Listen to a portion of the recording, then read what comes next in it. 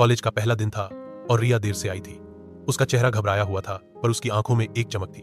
वहीं अर्जुन पहले से क्लास में बैठा था, शांत, गंभीर और अपनी किताबों में खोया हुआ। रिया की हंसी में कुछ था जो हर किसी को खींचता। धीरे धीरे वो अर्जुन के पास बैठने लगी। किताबों से शुरू हुई बातें दिल की गहराइयों तक पहुंच गईं। अर्जुन की गंभीरता और रिया की चंचलता एक अजीब लेकिन खूबसूरत मेल बन गई। समय बीतता गया। लाइब्रेरी, कैंटीन, कॉलेज के गलियारों में उनकी हंसी गूंजने लगी। दोनों ने कभी अपने दिल की बात सीधे नहीं कही, पर हर किसी को पता था ये सिर्फ दोस्ती नहीं है। एक दिन बारिश हो रही थी। अर्जुन और रिया एक पुराने पेड़ के नीचे खड़े थे। क्या तुम मुझे पसंद करती हो? अर्जुन ने धीरे से पूछा। रिया ने मुस्कुराकर उसकी आंखों में देखा और कहा, पसंद नहीं, शायद प्यार। वो पहला स्पर्श, वो पहली स्वीकारोक्ति, सब कुछ किसी फिल्म जैसा था। उन्हें लगा था कि ये प्यार अब कभी नहीं टूटेगा। कॉलेज खत्म हुआ। अब जिंदगी की असली चुनौतियां सामने थीं। अर्जुन एक मध्यम वर्गीय परिवार से था और अपने करियर पर फोकस कर रहा था। रिया के माता पिता चाहते थे कि वो विदेश जाए और वहीं सेटल हो। दोनों के बीच फोन और मैसेज रह गए थे।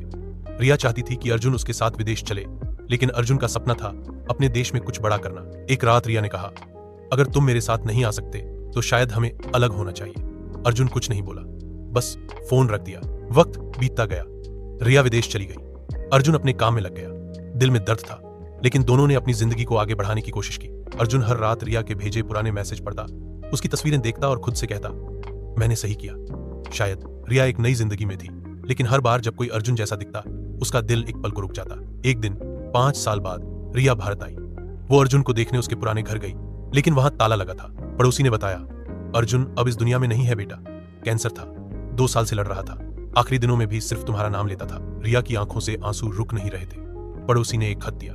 उसने कहा था कि अगर तुम कभी लौटो तो ये देना, प्रिय रिया, जब तुम ये पढ़ रही होगी, मैं शायद कहीं बहुत दूर होऊंगा जहां से लौटना मुमकिन नहीं। तुम्हें छोड़ना मेरी सबसे बड़ी हार थी, लेकिन तुम्हारा सपना मेरे प्यार से ज्यादा बड़ा था।